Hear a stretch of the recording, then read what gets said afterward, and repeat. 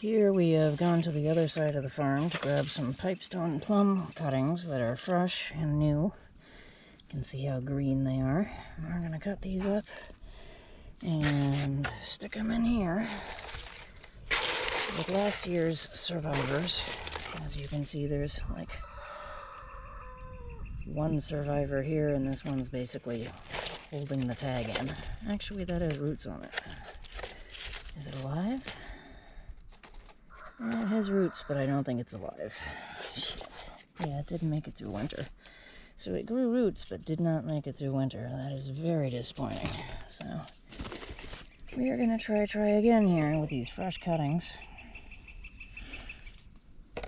And I'm going to make them about, I don't know, 5 inches long. And then we're going to scrape the bark off the end here. I don't have any rooting hormone. I just stick them in the dirt and see what happens. So fingers crossed for better results this year. We're starting a little earlier, so that should help. The skinnier pieces seem to work better than these chunkier pieces, but so you just scrape the end off here, and you want to make sure that the little nodes here are pointing up, so you don't have them planted backwards. That's important.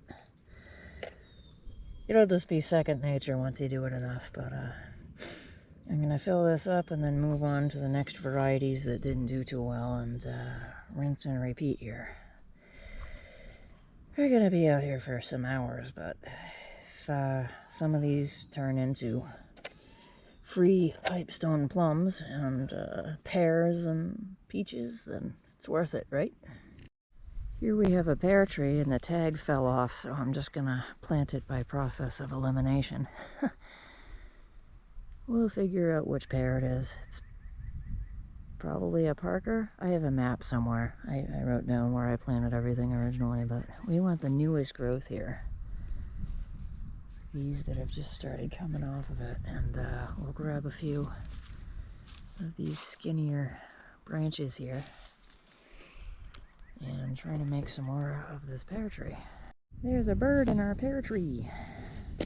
We've determined this is a Parker pear, so I'm going to come down here and label it so that whoever rents or buys this place or whatever can know what the hell they're growing down here in the field.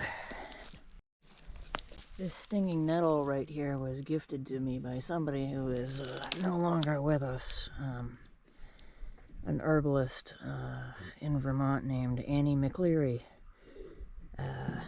Go look her up, please do. I was taking a course with her over the winter, and she was encouraging me to sign up for her longer program the next spring, and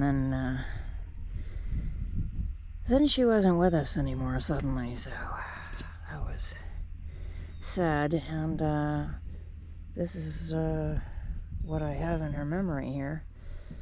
It is living stinging nettle from her garden, and I need to dig up a bunch of it and go plant it over where I'm going to move, because I don't want to just leave it here. I want to take this piece of Annie with me over there and have my little medicinal stinging nettle patch over there too. Spread Annie around everywhere here. Now at this early stage, where it's still coming out of the ground, you can just grab it by hand and it isn't going to sting you too much. It's getting going here. So you can just find your stinging nettle that you want to relocate. Grab a trusty little digging stick here and just try to lift it up like that.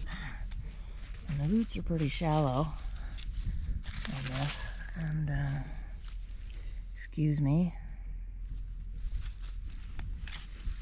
Queen Anne's lace, I think. Alright, and we can just grab some and pull it right out, and we got a big root hunk big root hunk here, and can just stick it in our pot here and cover it with some dirt. And we will have some stinging nettle in a pot that we can transplant somewhere else.